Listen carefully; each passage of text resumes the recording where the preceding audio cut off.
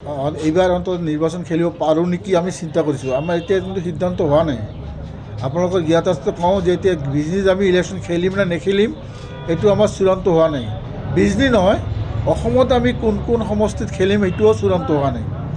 আমি মাত্ৰ টেণ্টেটিভলি মাত্ৰ 35টা সমষ্টিত আমি +-5 তেনেকুৱা আমি সমষ্টিত ইলেকশ্যন খেলিম বুলি আমি এটা টেণ্টেটিভলি সিদ্ধান্ত লৈছোঁ। কিন্তু কোন কোন সমষ্টি ল'ম খেলিম সেইটো এতিয়া আমাৰ সিদ্ধান্ত পূৰা হোৱা নাই। আমাৰ এই 35টাৰ ভিতৰত আমি সম্ভাৱ্য সমষ্টি হিচাপে বিজনীটো আছে। কিন্তু বিজনীত যে আমি খেলিমেই, আজি ইয়াত আমি কাৰ্যালয় অ'পেন কৰিলোঁ মানেই যে আমি ইয়াত খেলিমেই এইটো কিন্তু চূড়ান্ত সিদ্ধান্ত নহয়। গতিকে এইটো আমি স্পষ্ট কৰি দিয়া ভাল। হয়তো এইটো সমষ্টি আহিব পাৰে, কিন্তু আহিবই বুলি কোনো নিশ্চয়তা নাই। গতিকে এইটো আমি স্পষ্ট কৰিলোঁ। এতিয়া বিজনীত আমাৰ আগতো কমিটি আছিলে, বিজনীত আমাৰ আগতো কমিটি আছিলে। এটা সময়ত বিজনী বঙাইগাঁও জিলাৰ অধীনত আছিলে আৰু বঙাইগাঁও জিলা হিচাপে থাকোঁতে তেতিয়াও আমাৰ মৌলানা ছালামহঁতে ইয়াত কি কয় নুৰুল ইছলামহঁতে ইয়াত চোৱা চিতা কৰিছিলে, আমিও আহিছিলোঁ।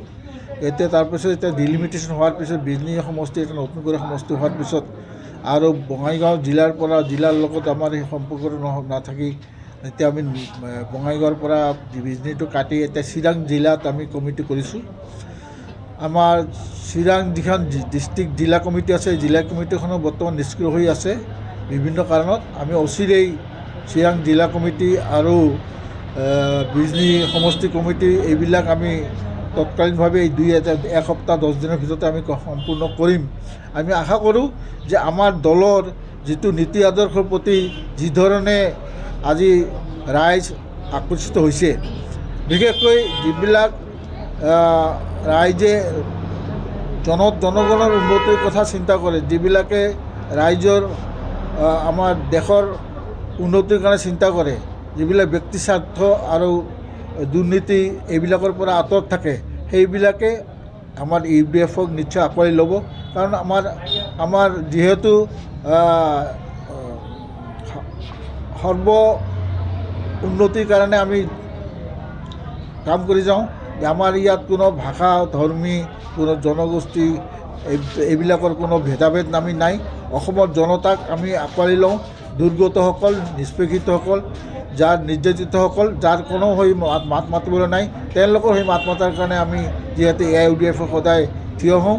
গতিকে আমি আশা কৰোঁ যিবিলাক ব্যক্তি, যিবিলাক ৰাইজে ৰাইজৰ সৰ্বাংগীন উন্নতি আৰু পিছ পৰি থকা নিষ্পেষিত মানুহখিনি, নিৰ্যাতিত মানুহখিনিৰ উন্নতিৰ চিন্তা কৰে, তেওঁলোকে নিশ্চয় UDF-ক সামৰি ল'ব। এতিয়া আমি যিটো আমাৰ জনগাঁথনি বিজনীৰ সেইটোলৈ আমি লক্ষ্য কৰিছোঁ যে আমি এই ক্ষেত্ৰত এটা আপোনালোকক স্পষ্ট কৰি দিয়াৰ কাৰণে সুবিধা পাইছোঁ। এইটো হ'ল যে AIUDF দলটো কোনো জাতি গোষ্ঠী বা ধৰ্ম বৰ্ণৰ কাৰো দ্বাৰা পৰিচালিত নহয়। এয়া জনতাৰ দল, ইয়াৰ সৰ্বসাধাৰণ ৰাইজৰ, ইয়াত ভাষা ধৰ্ম এইবিলাকে প্ৰাধান্য নাপায়, এইটো আপোনালোকক স্পষ্ট কৰি দিছোঁ।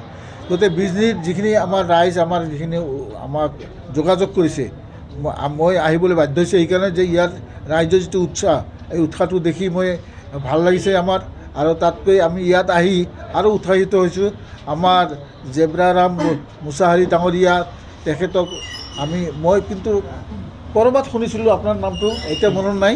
মোৰ এজন ভাতিজা আছিল, সেই তেওঁ এবাৰ কৈছিল আপোনাৰ কথাটো, যিহেতু নামটো মোৰ চিনাকি, কিন্তু তেওঁ আপোনাৰ বিষয়ে ইমানখিনি জনা নাছিলোঁ।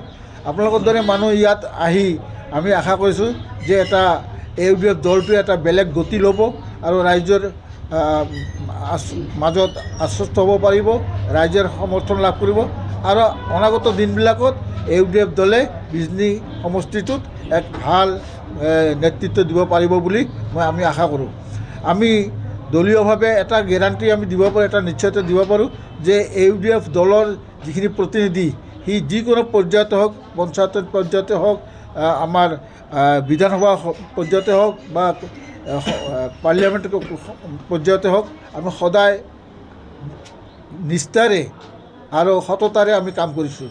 আমাৰ UDF দলৰ আমি এটা গেৰাণ্টি দিব পাৰোঁ যে কোনো অসৎ বা দুৰ্নীতিৰ আশ্ৰয় লোৱা আমাৰ কোনো ধৰণৰ কোনো প্ৰতিনিধি আপোনালোকে ক'তো নাপাব। বৰং আমাৰ মাননীয় সভাপতি 3বাৰ কৰি সাংসদ আছিলে পাৰ্লিয়ামেণ্টেৰিয়ান আৰু বেষ্ট পাৰ্লিয়ামেণ্টেৰিয়ান হিচাপে তেওঁ পুৰস্কাৰ পাইছে। আৰু আমাৰ অসম বিধানসভাত বেষ্ট এছেম্বলি ৰিপ্ৰেজেণ্টেটিভ হিচাপে হাফেজ বছিৰ আহমেদ পাইছে। তেওঁ আমাৰ বিধায়িনী দলত তেওঁ মানে কিয় নেতাও।